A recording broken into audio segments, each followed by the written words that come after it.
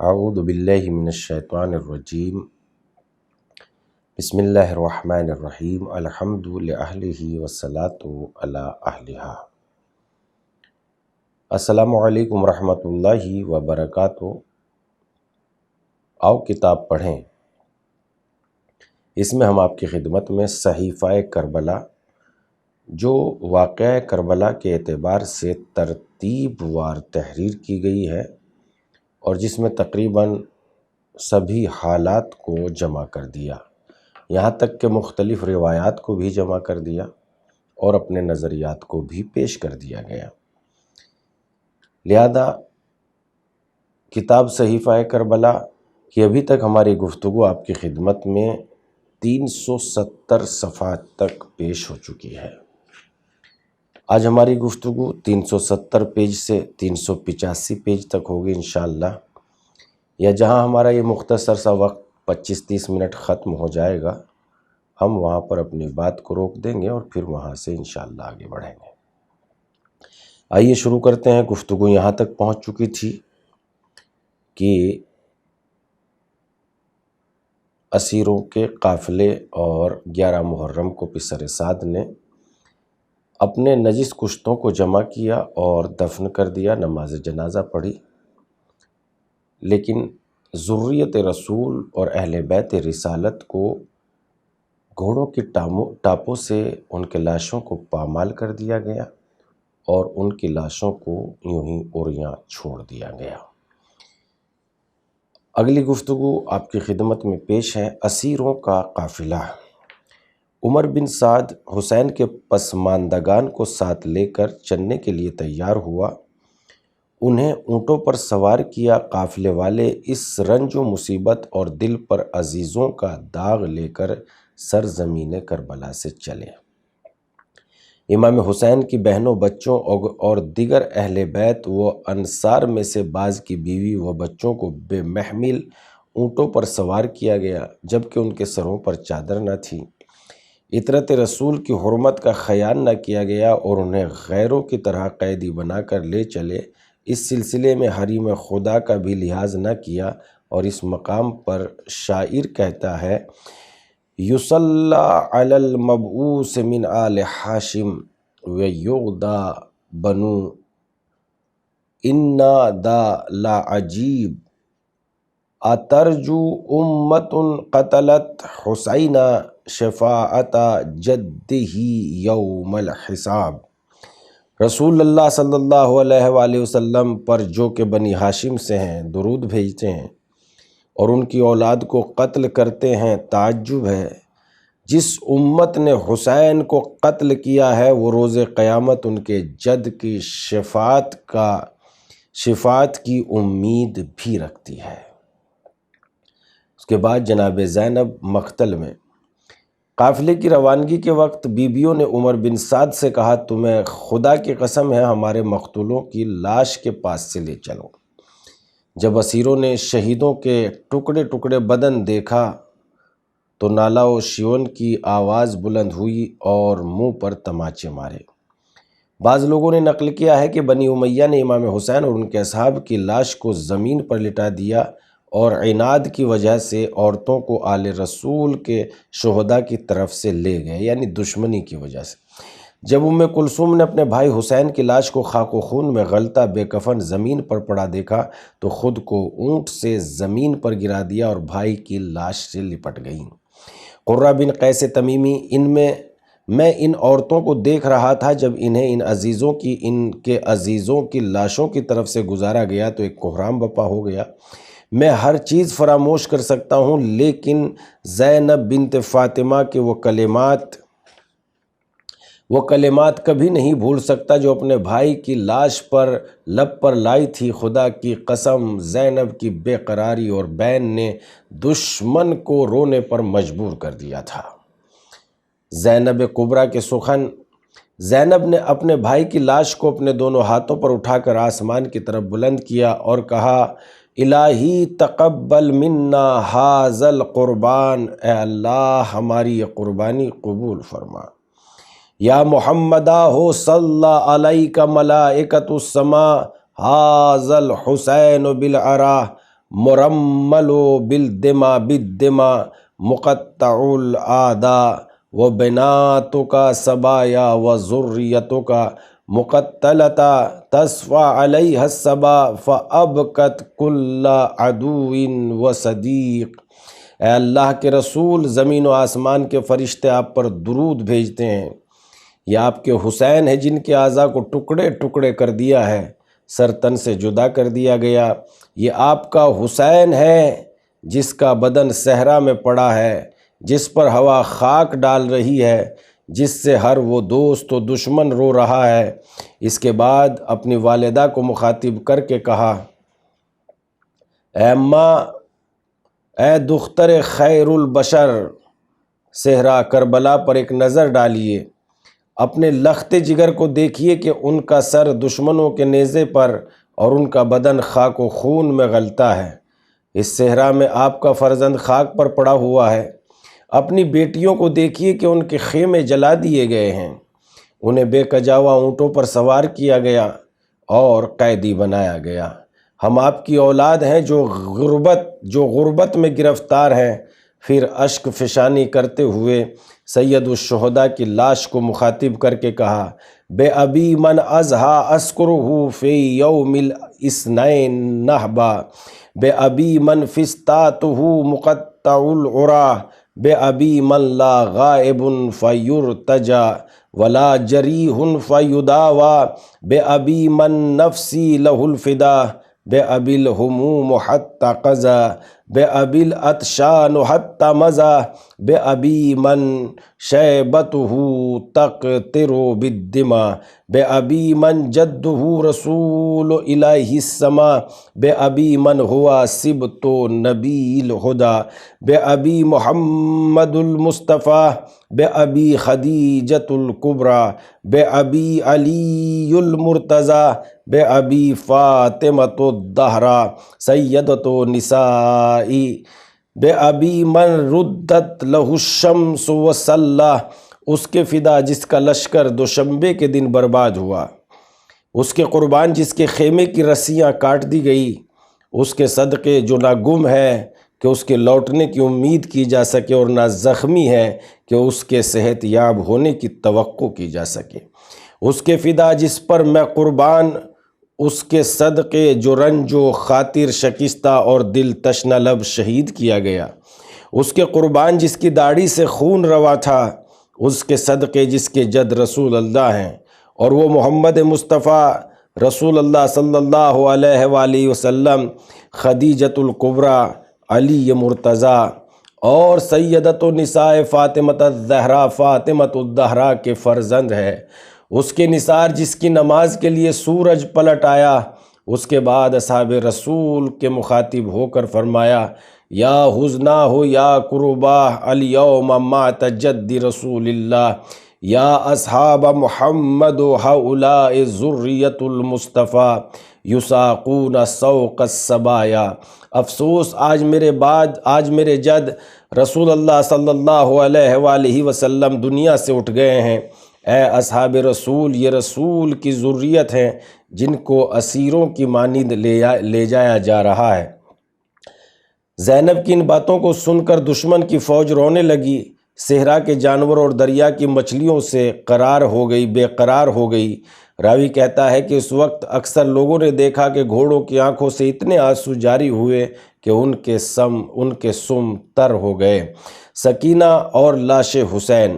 سکینہ بنت الحسین اپنے بابا کے جسد منور سے لپٹ گئی۔ سوختہ جگر نے اس طرح بین کیے کہ حاضرین سر پیٹ کر اس قدر روئے کہ بے ہوش ہو گئے۔ حضرت سکینہ فرماتی ہے، میں نے اپنے بابا کو یہ کہتے ہوئے سنا، شیعتی ما ان شربتم عذب مائن فاذکرونی، سمعتم بغریب او شہید فندبونی۔ سکینہ کو باپ کی لاش سے جدا، اس کا مطلب یہ ہے کہ میرے شیعو، جب تم ٹھنڈا پانی پینا تو میری پیاس کو یاد کرنا، یا کسی مسافر شہید کی مصیبت کو سننا تو میرے اوپر آنسو بہانا۔ سکینہ کو باپ کے لاش سے کوئی جدا نہ کر سکا۔ دشمن کی فوج میں سے کچھ سپاہیوں نے زبردستی حسین کی لاش سے جدا کیا۔ امام زین العابدین علیہ السلام فرماتے ہیں کہ جب عاشور کے دن ہم پر مظالم کے پہاڑ ٹوٹنے لگے اور بابا اپنے انصار کے ساتھ جام شہادت نوش کر چکے، ان کے حرم کو اونٹوں پر سوار کر کے کوفہ کی طرف لے چلے، تو میں نے دیکھا کہ لاش بے گور و کفن پڑی ہے، اور یہ میرے لیے بہت شاک تھا۔ اس دردناک منظر کو دیکھنے سے قریب تھا کہ میری روح پرواز کر جائے۔ جب پھوپھی زینب نے میری یہ حالت دیکھی تو کہا، اے میرے جد و پدر اور بھائی کی یادگار، اتنے بے تاب کیوں ہیں اور خود کو مورد خطر کیوں قرار دے رہے ہو؟ میں نے کہا، میں کس طرح مضطر و بے تاب نہ ہوں، جبکہ میں دیکھ رہا ہوں کہ میرے بابا، بھائی، چچا اور ان کے بیٹے خون میں غلطاں زمین پر پڑے ہیں۔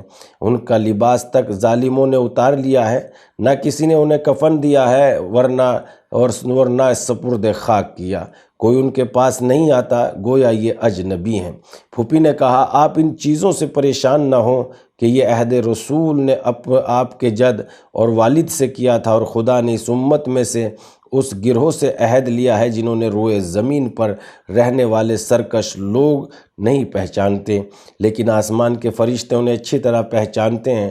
چنانچہ وہ ان پراگندہ ہڈیوں کو جمع کریں گے اور انہیں خون آلود لاشوں کے ساتھ دفن کر دیں گے، اور اس سرزمین کربلا پر آپ کے والد حسین کی قبر ایسی نشانی قائم کرے گی کہ جس کے آثار نہیں مٹیں گے، اور کفر و ضلالت کے سرغنہ آثار کو مٹانے کی جتنی زیادہ کوششیں کریں گے، یہ اتنے ہی نمایاں ہو جائیں گے۔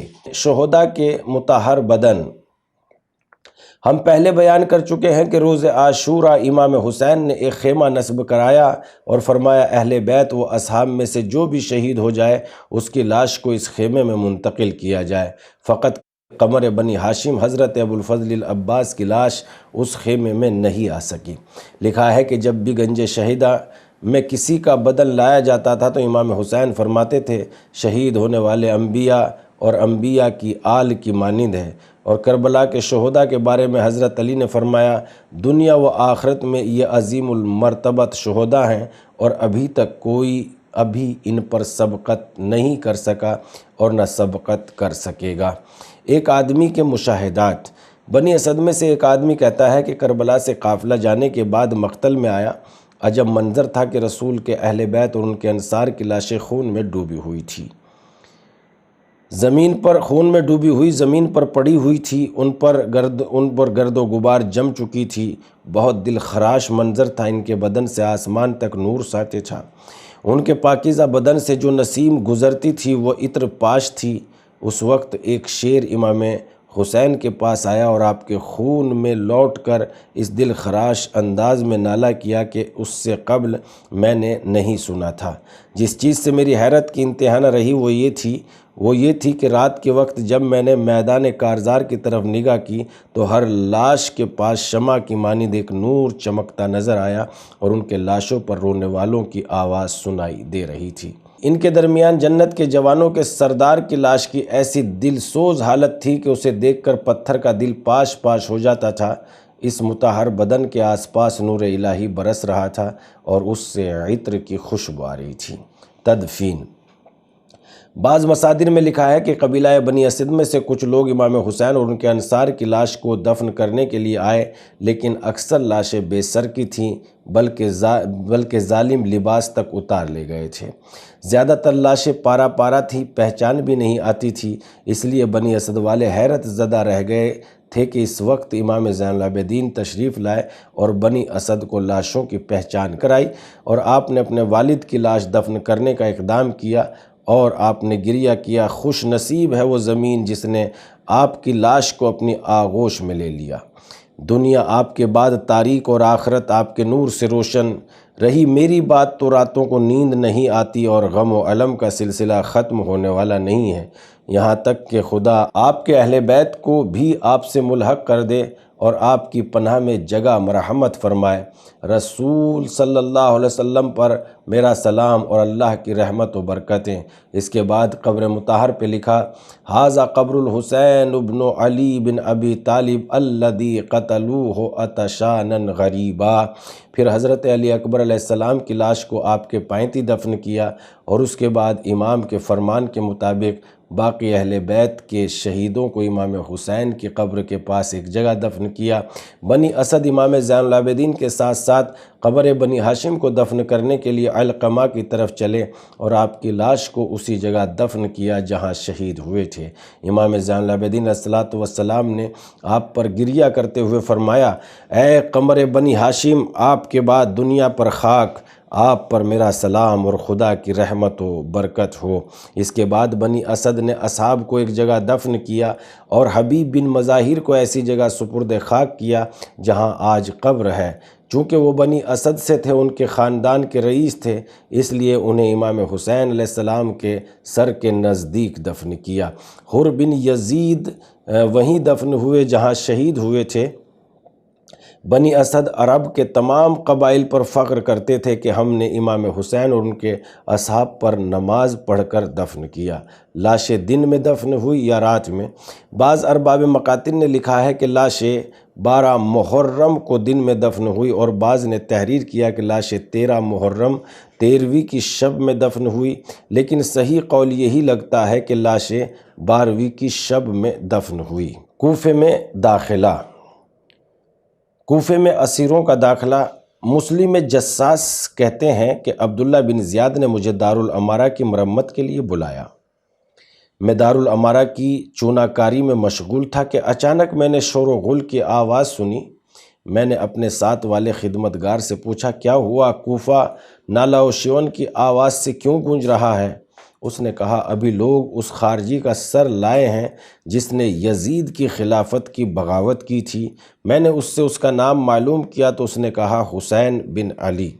مسلم کہتے ہیں کہ میں کچھ دیر تک حیرت زدہ رہا، اور جیسے ہی وہ خدمتگار کسی کام کے لیے گیا تو میں نے شدت غم و الم سے اپنے منہ پر تماچا مارا اور چونا کاری چھوڑ کر منہ ہاتھ دھویا اور دارالامارہ کے پیچھے سے باہر نکل آیا اور کناسہ تک پہنچ گیا۔ وہاں کھڑا ہو کر دیکھا کہ لوگ اسیروں اور مقتولوں کے سروں کی آمد کے منتظر ہیں، اور اسی اثنا میں دیکھا ہے کہ 40 اونٹ آتے ہیں جن پر اہل بیت رسول کی عورتیں سوار ہیں۔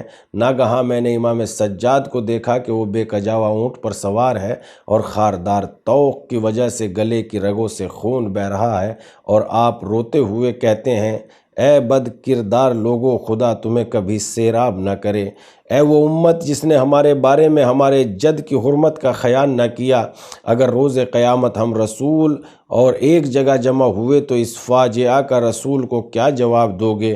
ہمیں بے کجاوا اونٹوں پر سوار کر کے گلی کوچوں میں پھراتے ہو، گویا ہم وہ نہیں ہیں جنہوں نے تمہارے درمیان دین کی بنیاد محکم کی ہے۔ اے بنی امیہ، ہم پر جو مصیبتیں پڑی ہے اس سے تم آگاہ ہو، لیکن ایسا لگتا ہے کہ تم ہماری فریاد سن ہی نہیں رہے ہو۔ خوشی میں تالیاں بجا رہے ہو اور ہمیں دور دراز اسیر بنا کر لیے پھرتے ہو۔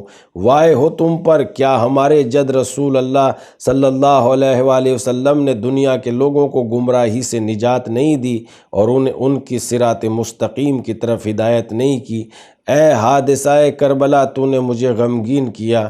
خداوند متعال بدکاروں کے کرتوت سے پردہ ڈالے گا اور انہیں ذلیل کر دے گا۔ مسلم کہتے ہیں، میں نے دیکھا کہ اہل کوفہ اونٹوں پر سوار بھوکے بچوں کو خرما و روٹی دے رہے ہیں۔ ام کلثوم نے جب ان کی یہ نازیبہ حرکت دیکھی تو فرمایا، کوفے والو، ہمارے خاندان پر صدقہ حرام ہے، اور خرما و روٹی بچوں سے لے لی۔ کوفی اپنی حرکت پر اہل بیت کی ہتک پر آنسو بہانے لگے۔ ام کلثوم نے ایک بار پھر انہیں مخاطب کر کے فرمایا، اے کوفے والو، تمہارے مرد ہمیں قتل کرتے ہیں اور تمہاری عورتیں ہم پہ روتی ہیں۔ ہمارا اور تمہارا فیصلہ خدا ہی کرے گا، اور قیامت کے دن ہمارے اور تمہارے درمیان فیصلہ کرے گا۔ مسلم کہتے ہیں، اسی درمیان میں رونے پیٹنے کی آواز بلند ہوئی۔ میں نے دیکھا کہ کربلا کے شہیدوں کے سر لائے گئے، ان میں آگے آگے امام حسین کا سر مقدس تھا۔ امام حسین کا سر چاند اور ستارہ زہرہ کی مانند چمک رہا تھا۔ رسول اللہ سے مشابہ اس وقت اس نورانی اور چاند سے سر پر زینب کی نظر پڑی تو اس نورانی سر کی طرف اشارہ کر کے کہا، اے میرے چاند، تو نے اپنے کمال پر پہنچا مگر تجھے گہن لگ گیا، غروب ہو گیا، اور اے میرے دل کے ٹکڑے، یہ تو میں نے کبھی سوچا بھی نہیں تھا کہ ایسا دن دیکھنا پڑے گا۔ بھائی اپنی بہن بھائی اپنی چھوٹی بچی سے بات کیجئے جس کا دل اس مصیبت پر شک ہو رہا ہے۔ اے بھائی آپ تو ہم پر بہت شفیق تھے، اب وہ شفقت و محبت کیا ہوئی؟ بھائی کاش آپ اپنے بیٹے علی کو اسیری کی حالت میں دیکھتے، آپ کے یتیم میں بات کرنے کی بھی سکت نہیں ہے۔ جب بھی ظالم ان کو کوڑے لگاتا اور آپ کو پکارتے ان کی آنکھوں سے آنسو جاری ہو جاتے تھے۔ بھائی انہیں اپنے سینے سے لگا لیجئے، اپنے پاس بلا لیجئے، ان کا دل بہت دکھا ہوا ہے، انہیں تسلی دیجئے۔ اس بیٹے کی بے چارگی کا اندازہ لگائیے جو باپ کو پکارے لیکن اس کا جواب نہ سنے اور کوئی جواب نہ دیں۔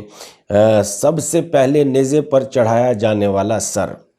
ابن عاصم کوفی نقل کرتے ہیں کہ عمر بن سعد نے اہل بیت رسول اللہ صلی اللہ علیہ وآلہ وسلم کو بے کجاوہ اونٹوں پر سوار کیا اور اسیروں کی طرح کوفہ لایا۔ جب کوفہ پہنچے تو عبید اللہ نے حکم دیا کہ حسین کا سر شہر سے باہر لے جاؤ اور قیدیوں کے ساتھ لاؤ۔ چنانچہ سر حسین اور دیگر شہداء کے سروں کو نیزوں پر چڑھایا گیا۔ امام حسین کے سر کو آگے آگے لے چلے اور اس طرح کوفے میں داخل ہوئے کہ سروں کو کوفے کے کوچہ و بازار میں پھرایا گیا۔ عاصم نے رز سے روایت کی ہے کہ اسلام میں سب سے پہلے جس کے سر کو نیزے پر پھرایا گیا وہ حسین بن علی کا سر تھا، لیکن اس دن تک اتنے مرد عورت روتے ہوئے نہیں دیکھے گئے۔ جزری کہتے ہیں کہ اسلام میں سب سے پہلے جو سر لکڑی پر بلند کیا گیا وہ ایک قول کے مطابق حسین بن علی کا سر تھا۔ قول یہ ہے کہ سب سے پہلے عمر بن حقوق خزائی کا سر نیزے پر بلند کیا گیا۔ بے کجاوہ اونٹ۔ ایک آدمی کہتا ہے کہ میں بازار کوفہ میں بیٹھا ہوا تھا، مجھے حسین کی شہادت کی خبر نہیں تھی۔ میں نے دیکھا کہ لوگ حیران اور دہشت زدہ ہیں، لیکن مجھے اس کی وجہ نہیں معلوم تھی۔ اس وقت میرے کانوں میں تکبیر و تحلیل کی آواز پہنچی، اٹھا دیکھا کہ قصہ کیا ہے۔ میں نے دیکھا کہ نیزوں پر سر بلند بے کجاوہ اونٹوں پر عورتیں، چھوٹی چھوٹی بچیاں سوار ہیں جن کے سر شرم و حیا سے جھکے ہوئے ہیں۔ ایک جوان کو اونٹ پر سوار دیکھا جس کو زنجیروں میں جکڑ رکھا تھا اور وہ بھی سر برہنہ تھا اور پیر سے خون جاری تھا۔ سر لے جانے والوں کے بیچ میں نے ایک آدمی کو دیکھا کہ وہ ایک سر اٹھائے ہوئے اور اس سر سے نور ساتے اور اس کو دیکھنے سے قتل ہونے کے آثار محسوس نہیں ہوتے۔ وہ شخص جو نیزے پر سر اٹھائے ہوئے تھا وہ کہتا ہے، انا صاحب الرمح الطویل، انا صاحب السیف الثقیل، انا قاتل دین الاصیل۔ میں بلند نیزے والا، سیکل شدہ شمشیر والا اور اس کا قاتل ہوں جس کے پاس دین کی حقیقت ہے۔ اسیروں کے درمیان میں سے ایک عورت نے کہا، وائے ہو تیرے اوپر، یہ کہو یہ وہ ہے کہ جبرائیل جس کے گہوارہ جنبانی کرتے تھے اور میکائیل و اسرافیل و عزرائیل ان کے خدمت گزار تھے اور سلسائیل ان کے آزاد کیے ہوئے ہیں، یہ وہ ہیں جن کے قتل ہونے سے عرش خدا کانپ اٹھا۔ وائے ہو تم پر، لوگوں سے بتاؤ کہ میں محمد مصطفیٰ، علی مرتضیٰ، فاطمہ زہرا، حسن مزکیٰ، ائمہ ہدیٰ، آسمان کے ملائکہ اور انبیاء اوصیاء کا قاتل ہوں۔ راوی کہتا ہے، میں نے اس عورت کا نام پوچھا تو بتایا، میں زینب بنت علی بن ابی طالب ہوں اور یہ قیدی سب رسول اللہ اور علی کی بیٹیاں ہیں۔ خبر غائبی۔ حضرت زینب کہتی ہیں کہ جب ابن ملجم کی ضرب سے بابا کا سر شگاف ہو گیا اور میں آپ کے چہرہ اقدس پر شہادت کے آثار دیکھے تو عرض کی، بابا ام ایمن نے مجھے رسول اللہ کی ایک حدیث سنائی ہے، میں آپ کی زبان سے سننا چاہتی ہوں۔ میرے بابا نے فرمایا، حدیث وہی ہے جو ام ایمن نے تمہیں سنائی ہے، گویا میں تمہیں رسول اللہ صلی اللہ علیہ وآلہ وسلم کے خاندان کی دوسری عورتوں کے ساتھ اسی شہر میں دشمن کے ہاتھوں اسیر دیکھ رہا ہوں اور تم خوف زدہ ہو۔ اس مصیبت پر صبر کرنا، قسم اس ذات کی جس نے دانہ شگافتہ کیا ہے اور جنین کو پیدا کیا ہے، اس دن روئے زمین پر تم سے اور تمہارے شیعوں سے زیادہ خدا کے نزدیک کوئی محبوب نہ ہوگا۔ ناظرین، صحیفہ کربلا کی پیج نمبر 385 تک ہماری گفتگو تمام ہو گئی ہے۔ انشاءاللہ صحیفہ کربلا سے پھر ہم آپ کی خدمت میں کچھ گفتگو کو لے کے حاضر ہوں گے۔ آج بس اتنا ہی، خدا حافظ۔